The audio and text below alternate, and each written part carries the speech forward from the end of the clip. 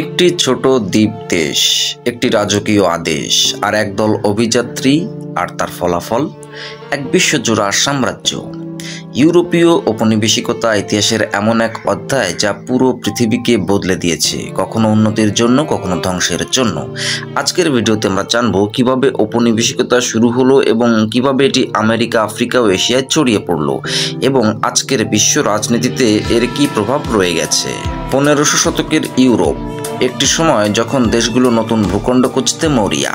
প্রাথমিক উদ্দেশ্য ছিল নতুন বাজার, স্বর্ণ, মশলা এবং সম্পদ আহরণ করা, কিন্তু শীঘ্রই এই বাণিজ্য পরিণত হয় সম্পূর্ণ এক নতুন শাসন ব্যবস্থায়, যাকে ঔপনিবেশিকতা বলা হয়। বিশেষ করে পর্তুগাল ও স্পেন প্রথম দিকে সমুদ্র পথে অভিযানের মাধ্যমে নতুন অঞ্চল আবিষ্কার করতে শুরু করে, আর তারপরেই অন্যান্য ইউরোপীয় শক্তিগুলো প্রতিযোগিতায় নামে। 1492 সালে ক্রিস্টোফার কলম্বাস যখন আমেরিকা আবিষ্কার করেন, তখন থেকেই শুরু হয় ইউরোপীয় শক্তির আগ্রাসন। স্প্যানিশরা আজটেক ও ইনকা সাম্রাজ্য ধ্বংস করে এবং ল্যাটিন আমেরিকায় তাদের নিয়ন্ত্রণ প্রতিষ্ঠা করে। অন্যদিকে ব্রিটিশ, ফরাসি ও ডাচরা উত্তর আমেরিকায় নিজেদের উপনিবেশ গড়ে তোলে। কিন্তু এই প্রক্রিয়া শুধু শাসনের মধ্যেই সীমাবদ্ধ ছিল না, এর সাথে যুক্ত ছিল স্থানীয় জনগণের উপর দাসত্ব, রোগবালাই এবং সাংস্কৃতিক ধ্বংস। যদি বলা হয় আমেরিকা ছিল ইউরোপীয় ঔপনিবেশিকতার প্রথম পরীক্ষা, তবে আফ্রিকা ছিল সবচেয়ে নিষ্ঠুর উদাহরণ।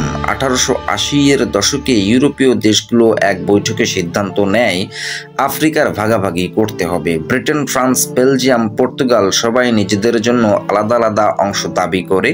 ফলাফল, আফ্রিকার জনগণ নিজেদের ভূমি, সংস্কৃতি ও সম্পদ হারায় এবং শোষণের শিকার হয়। এশিয়া ছিল ইউরোপীয়দের কাছে এক বিশাল ধনভাণ্ডার। ভারতীয় মশলা, চীনা রেশম ও জাপানের মূল্যবান সম্পদ আকৃষ্ট করেছিল ইউরোপীয় দেশগুলোকে।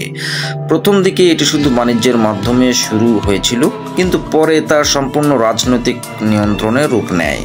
ব্রিটিশরা ভারতকে উপনিবেশ বানিয়ে সেখানে ইস্ট ইন্ডিয়া কোম্পানি প্রতিষ্ঠা করে। ফ্রান্স, নেদারল্যান্ডস ও পর্তুগালও নিজেদের প্রভাব বিস্তার করে। অন্যদিকে চীন ও জাপানে ইউরোপীয়রা মাদকদ্রব্যের ব্যবসার মাধ্যমে নিজেদের অবস্থান শক্তিশালী করতে চায়। আফিম যুদ্ধ এর ফলে চীন ব্রিটেনের নিয়ন্ত্রণে চলে যায়। দ্বিতীয় বিশ্বযুদ্ধের পর ইউরোপ দুর্বল হয়ে পড়ে এবং তখনই উপনিবেশগুলো নিজেদের স্বাধীনতার জন্য লড়াই শুরু করে। ভারত 1947 সালে ব্রিটিশদের হাত থেকে মুক্তি পায়। আফ্রিকার দেশগুলো 1950 থেকে 70 সালের মধ্যে স্বাধীনতা অর্জন করে।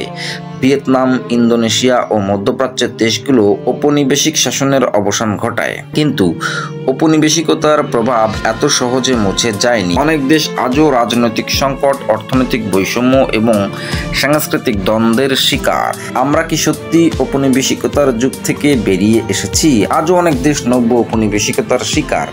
বিশ্বব্যাংক, বহু জাগতিক কোম্পানি এবং শক্তিশালী দেশগুলোর অর্থনৈতিক ও রাজনৈতিক প্রভাব এখনও অনেক উন্নয়নশীল দেশকে নিয়ন্ত্রণ করছে। তবে ইতিহাস থেকে শিক্ষা নিয়ে আমরা কি সত্যি একটি ন্যায্য ও সাম্যভিত্তিক বিশ্ব গড়তে পারবো? ঔপনিবেশিকতার এই ইতিহাস আমাদের শিখিয়েছে যে ক্ষমতা ও শোষণের মধ্যে ভারসাম্য রাখা কতটা গুরুত্বপূর্ণ। আপনার মতামত কি? ঔপনিবেশিকতার সবচেয়ে বড় প্রভাব কি ছিল? কমেন্টে আমাদেরকে জানান। ভিডিওটি লাইক করুন এবং বন্ধুদের সাথে শেয়ার করতে পারেন। চ্যানেলটিকে অবশ্যই সাবস্ক্রাইব করবেন নতুন ইতিহাস ও জ্ঞানমূলক ভিডিওর জন্য। সবাই ভালো থাকবেন, সুস্থ থাকবেন। ধন্যবাদ।